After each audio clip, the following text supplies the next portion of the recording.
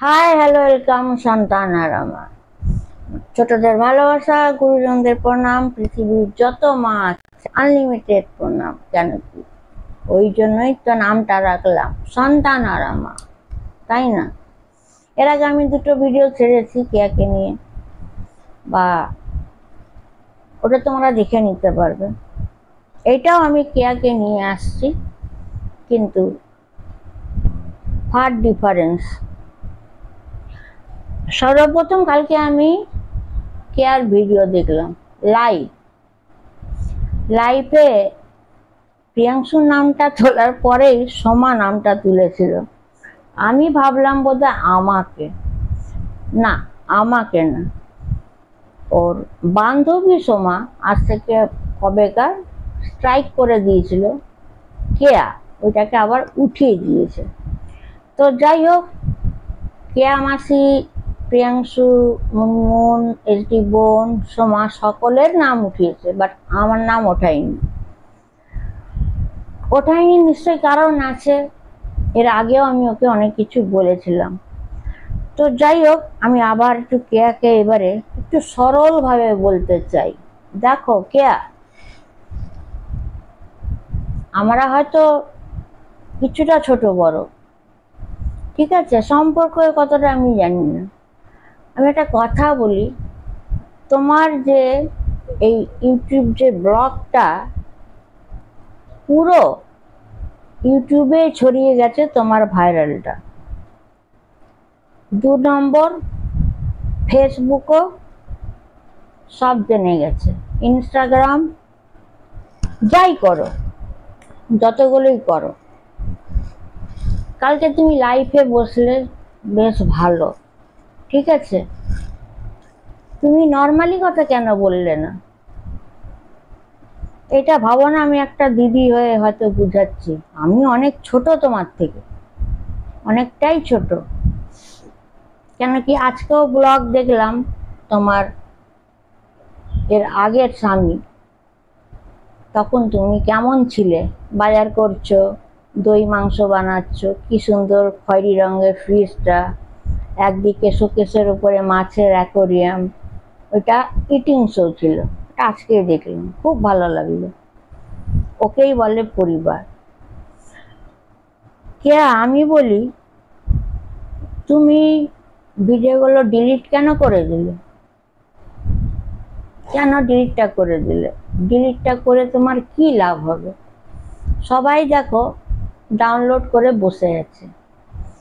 এবার আমি একটা কথা বলি, তোমার একটা এই ছোট্ট হাড্ডাহাড্ডি লড়াইতে তোমার নিজেদের কিন্তু অনেকের ক্ষতি হচ্ছে। আমাদের সমাজের বলিনি, তোমাদের ফ্যামিলি দ্বারা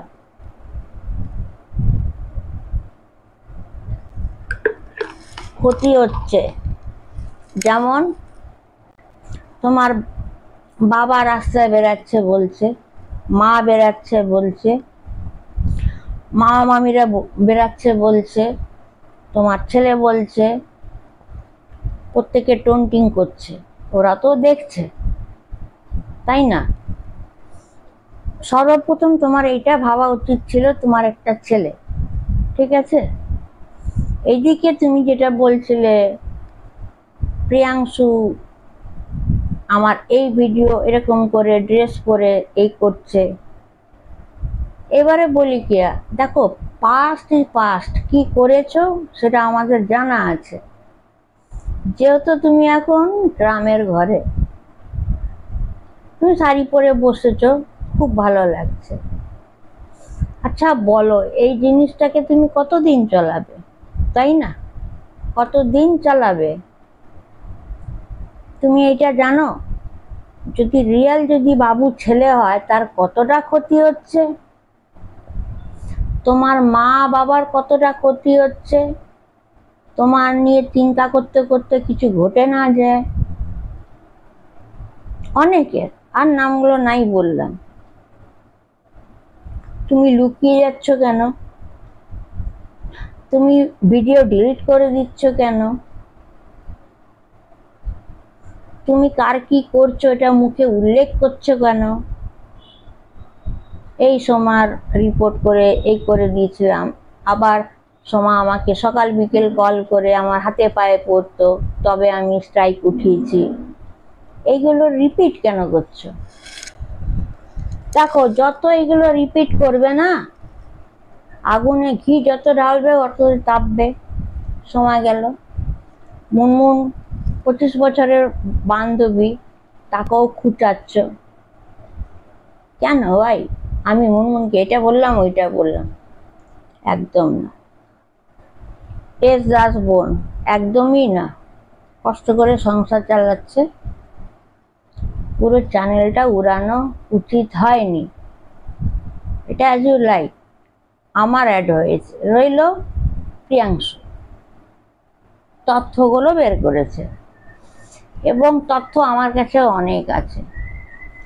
দেখো, কেয়া প্রত্যেকেই জেনে গেছে তোমার লেট সার্ভেন্টের সঙ্গে তোমার কি রিলেশন ছিল, প্রত্যেকে জেনে গেছে তোমার ছেলের ব্যাপার, প্রত্যেকে জেনে গেছে তোমার বাড়ির ব্যাপার, প্রত্যেকে জেনে গেছে তোমার বাবা মার ব্যাপার, প্রত্যেককে জেনে গেছে গুলকন্ডি তোমার কে, প্রত্যেককেই জেনে গেছে বেথুয়াতে ঘরটা কার, প্রত্যেককেই জেনে গেছে বেথুয়াতে থেকে তুমি কি জমি কিনলে, বেথুয়াতে থেকে তুমি কি গাড়ি কিনলে, সবাই জানা হয়ে গেছে।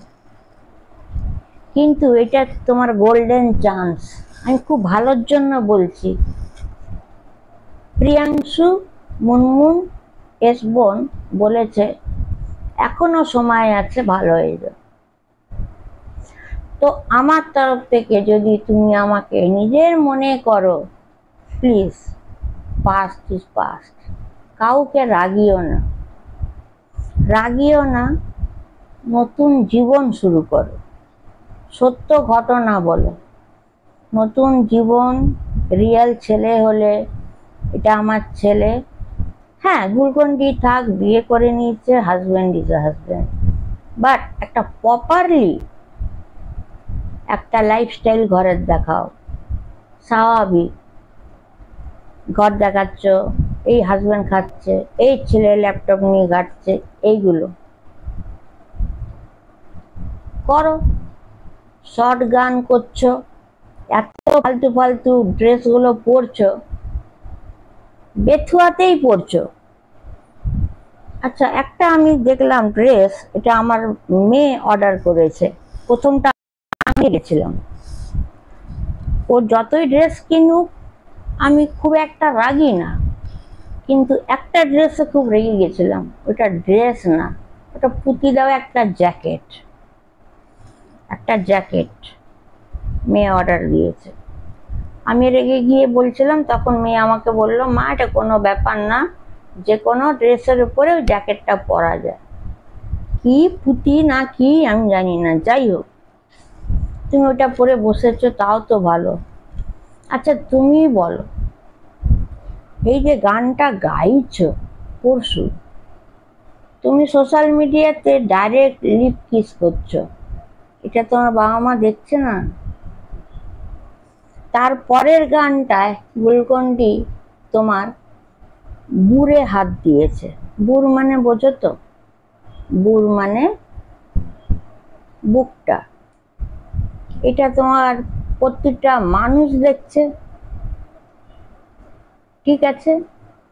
আরেকটা ভিডিওতে কি মেরি আজনবী, গুলকন্ডি শুয়ে আছে, তুমি গানটা শুরু করলে, দিয়ে এইভাবে শুয়ে গেলে গুলকন্ডিনের কাছে, গুলকন্ডি তোমার জাপটে ধরে টোটাল ডিপ কিস করছে। এগুলো কি? তাহলে তুমি বলো, এইদিকে তুমি বলছো আমি লুকিয়ে আছো, অথচ লং ভিডিও ছাড়ছো না, কিন্তু শর্ট ভিডিও কি করে ছাড়ছো? ছাড়া উচিত না, এগুলো তোমার বাবা মারা দেখছে না। তো এবার আমি সকলকে বলতে চাই, কিছু তথ্য আমি ধরেছি, যেমন প্রথমত কালকে লাইফে ওর যে ডেকোরেশনটা করেছে, আমি বলছিলাম না আমার মেয়েও করেছিল, ওই ঘরটা দেখুন কার, ভ্যাকেন্ট ঘর। কেন বলছি? আমরা তো জানি সেই ঘর থেকে ওকে তাড়িয়ে দেবে, সেইটাই হয়েছে। ভ্যাকেন্ট করা ঘর যেখানে লাইভ করছে, এটা প্রথমত গেল। দ্বিতীয়, ওই যে গান রিলস এটা করছে, পুরো ঘরটা দেখুন, র্যাক হয় না, দেওয়ালের র্যাক, সব ফাঁকা, কিচ্ছু নেই। হয় ওইটা ঘর হবে বা ওইটা লজ হবে যেটাতে গান করছে। তার মানে এখানে বোঝা যাচ্ছে ওই ঘরে নেই ও। তাহলে কোথায় আছে? পুরো ঘরটাকে আইডেন্টিফাই করুন। আমি তো জানি, আইডেন্টিফাই করো। কেন ওই জিনিসটা করে যাচ্ছ? এখনো সময় আছে, ছেলের উজ্জ্বল আছে। দেখো আমার ছেলে পাস করে যাচ্ছে, কোথায় যাচ্ছে, এক মাই সবকিছু বের করে দেয়। আমি দিচ্ছি টাকা, এগরোল খাবে, চাউমিন খাবে। আমি 10 দিন দিই, 10 দিন আমার মেয়ে দেয়, কিন্তু মানুষের মতন মানুষ। তুমি এটা ভাবছো না কত মা ছেলেদের মানুষ করতে পারছে না? তো আমার মনে হয় তুমি যদি চাও, এখনো পারো, একটা ছোট্ট ঘর নিয়ে নিজের ছেলে স্বামীকে নিয়ে সিম্পল লাইফস্টাইল ঘর করো। ওতে তুমি লাইফস্টাইল দেখাও অ্যান্ড ছোট ছোট রিলস বানাও, বাট হট না। এইটাই কিন্তু তোমার লাস্ট সুযোগ। এরপর কিন্তু তুমি মারা পড়ে যাবে। আমি জানি অনেকে হয়তো আমাকে কমেন্ট লিখবে, কিন্তু সকলের কাছে আমি ক্ষমা চেয়ে নিচ্ছি। আমি তো একটা নারী, যেমন তোমরা একটা করে চান্স দিয়েছিলে, তেমন আমিও একটা বোন ভেবে বুঝাচ্ছি। দেখো, সবকিছু উঠিয়ে নাও, মালতীর কেস, থানার কেস উঠিয়ে নাও। গাড়ি তোমার নেই বলে ফেলো, জমি তোমার নেই বলে ফেলো, প্রতিটা জিনিস লুকাচ্ছ। প্রত্যেকেও বড় খটকা লাগছে। যারা লং ভিডিও তুমি করতে পারছো না, লাইটিং দিয়ে বসে তুমি ব্লগ বানাচ্ছ ফাঁকা ঘরে, এবং তোমার 4টে ভিডিও দেখে, রিলস দেখে আমি অবাক হয়ে গেছি, আমার মেয়েও স্টান্ড হয়ে গেছে। তাহলে ওইগুলো কেন করছো? নিজের লাইফকে একটু চেঞ্জ করো, এরপর কিন্তু খুব খারাপ দিকে যাবে। পৃথিবীতে সব মানুষ কিন্তু ভালো না, খারাপও আছে আবার ভালো আছে। কিন্তু এটা আমি জানতে পারলাম, সকলকে বলছি, ও ওই ঘরে নেই। ঘরটাকে চেক করুন, লাইভটা যেখানে করছে ভ্যাকেন্ট, গানটা হট গান, জঘন্য ব্লু পিকচারের মতন, সেই ঘরটাতেও কিছু নেই। হয়তো এটা লজ বা অন্য কারোর ঘর। এখনো সময় আছে, শুধরে যাও। এটাই আমার বলার ছিল। লাইক, শেয়ার, কমেন্ট, সাবস্ক্রাইব করবে।